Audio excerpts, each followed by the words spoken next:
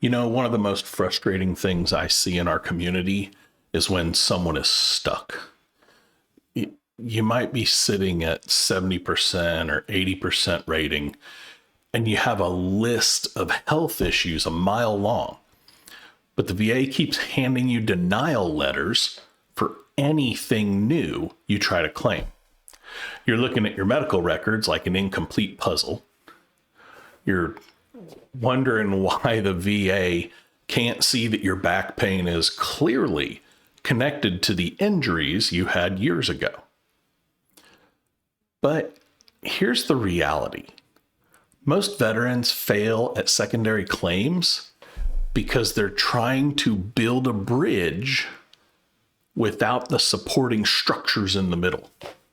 You're expecting the VA to just get it. But if you've spent any time dealing with large systems, like when you're in the military, you know that things don't just happen by accident. You have to provide the structure. You have to provide the connection. So today, we're talking about the bridge method. This isn't just about saying condition B is caused by condition A. It's more about understanding the intermediate steps between the things that the VA doesn't usually tell you that turn a denied claim into an approved one. We're moving you away from just waiting for the system to figure it out, and we're giving you an action plan to force the VA to acknowledge the truth. Think about it this way. If your paperwork isn't exactly right, the process stops. The VA operates on rules. Their default state is to do the bare minimum, check a few boxes, and move on to the next file. If you file a claim for sleep apnea secondary to PTSD and you don't provide the bridge, the medical examiner is going to look for a straight line. If they don't see a direct one-to-one medical link, they're going to say it isn't connected. That's how so many claims fail. Here's the context they don't usually share. The VA doesn't like bridges. Bridges are expensive. Bridges lead to higher ratings. They want you to stay in the lane of direct service connection only. But our bodies don't work in straight lines. If your PTSD causes you to gain weight because of the medications you're taking, and that weight gain causes sleep apnea, that's a bridge. The weight gain is the piece that holds the connection together. If you fail to make that connection correctly, the whole claim can fall apart. So let's talk about the big bridge, obesity. Now, listen to me closely. Obesity is not considered a disability by the VA. If you try to claim obesity as a service-connected condition, you're going to get a denial letter immediately. However, obesity is a medical mechanism. It's an intermediate step. Think of it as the connection between two different systems in your body. If you have service-connected PTSD, and that leads to a lack of physical activity or changes in your habits, or if the medications you take for it slow down your metabolism, well, you've established the first half of the bridge.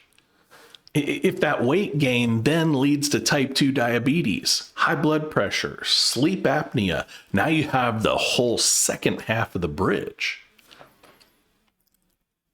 The right move here is getting to a doctor who will write the nexus letter that specifically mentions the weight gain as the intermediate step. Don't just say PTSD caused my diabetes. That sounds like a reach to a reviewer or to me even. Instead, the argument should be that the service-connected PTSD And the associated medications resulted in significant weight gain, which was a substantial factor in developing type 2 diabetes. That is structured, logical. It's a good argument. It's hard to argue with the facts when you provide the full list of how you got from point A to point B. The next bridge, and this one many people miss, is medication side effects. Every time the VA gives you a bottle of pills to manage your condition, they are potentially handing you a new secondary claim. This is something people don't generally talk about. If you're taking heavy anti-inflammatories for your service-connected back or your knees, and now you have acid reflux that's causing real problems, that's a bridge. The medication is the bridge. If you're on mental health meds and now you're dealing with other physical complications or hormonal issues, that's a bridge. The person reviewing your claim, they aren't going to go looking through your pharmacy records to find this for you. They don't want to do that. They aren't looking for ways to give you more money. You have to show them. Go to your medical portal, pull your pharmacy records, pull your blue button report, find the side effects listed for every single drug you're taking for a specific service-connected issue. If you have those symptoms, get them diagnosed. Get a diagnosis. Now you aren't just complaining and saying, oh, I've got this, I've got that. You're providing a logical analysis of a physical failure caused by the treatment that they're giving you. Think about how a structure holds weight. If it's tilted or unbalanced, eventually the stress is going to cause cracks in the places far away from where it first started to lean. Your body is the same way.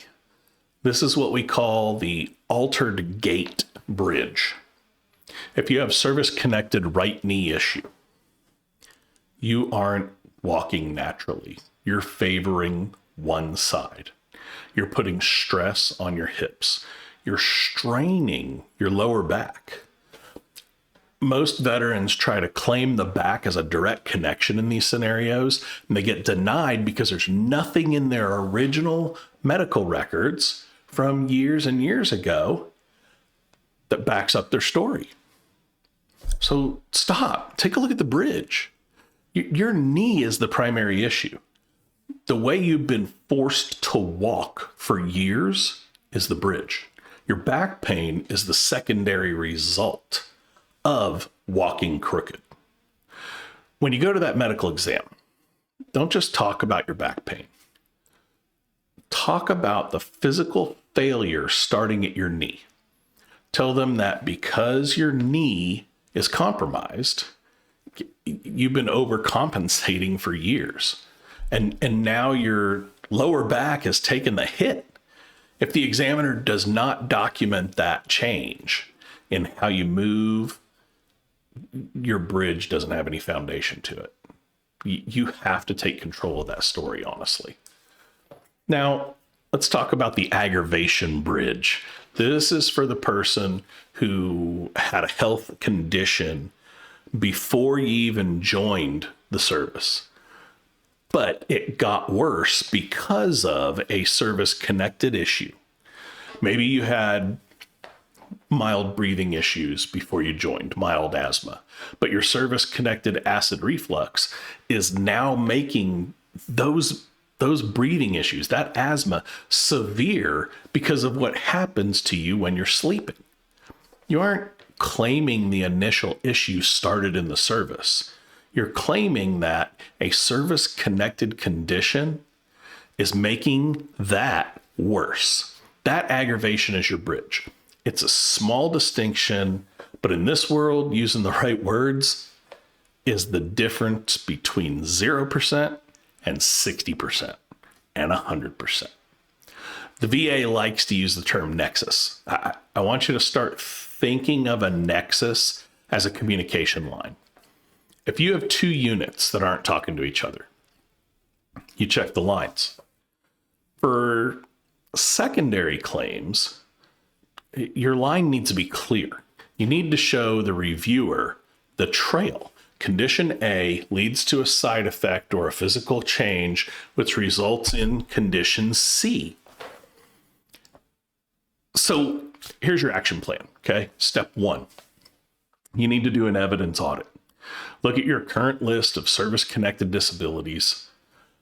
For every single one, ask yourself 2 questions. 1, what medications am I taking for this? And 2, how has this changed how my body moves or functions? Don't just look at the major symptoms. Look at the secondary failures. Maybe it's dental issues caused by dry mouth from medication. Maybe it's chronic fatigue caused by insomnia from the pain. Step 2, connect the dots. Do not make the VA reviewer do the heavy lifting. They won't do it a lot of times. If you're using a bridge like weight gain or medication, tell them explicitly in your written statement. Use the words intermediate step, casual link, things like that. Lay it out like a simple chart. If you give them a messy report, they're going to reject it. If you give them a clean, logical progression, they have a much harder time saying no. Step 3, the nexus check. If you're using this bridge method, you almost always need a medical professional to sign off on the connection. A doctor who understands how to write these letters is absolutely critical. They need to say that condition A is at least as likely as not the cause of the bridge, which then caused the new condition. This isn't about trying to trick the system. It's about accurately documenting the damage that has happened to you. You have to remember that the VA is a bureaucracy. They operate on rules and documentation. If you approach your claim like a job that needs to be done right, you prepare for the whole environment. The bridge method is simply put, acknowledging that the path between your original injury and your current health, it can be complicated, right? So I've seen people get to 100% rating simply by looking at their medication list. They were so focused on their big injuries that they ignored the fact that the treatment the VA was providing, the pills, the physical therapy, the braces or splints or whatever, was causing a whole new set of problems. This is the context that many people miss because they're just trying to get through the day. You have to take the lead on this. Success in this system in the VA isn't about luck. It's about the control that you have over your life once you stop letting the bureaucracy dictate what you're worth. Treat a denial letter like a tool. I've said it before. If they deny your claim, read the section that explains their reasons. It will tell you exactly where the bridge is broken. Did they miss the connection? Did they ignore the intermediate step? Find the break in the line and go fix it. It's all you. The bottom line is that your claim is a process that you have to manage. You don't just hope the bridge is there when you get to the river. You have to build the bridge. So take control of your records, verify your documents, look at your medicals, stop waiting for the system to figure it out for you. If this video at all helped you to understand how to navigate these connections, keep these principles in mind for your next filing. We have to help each other fill these gaps. All right, keep your head up, take care of one another, and I'll see you in the next one.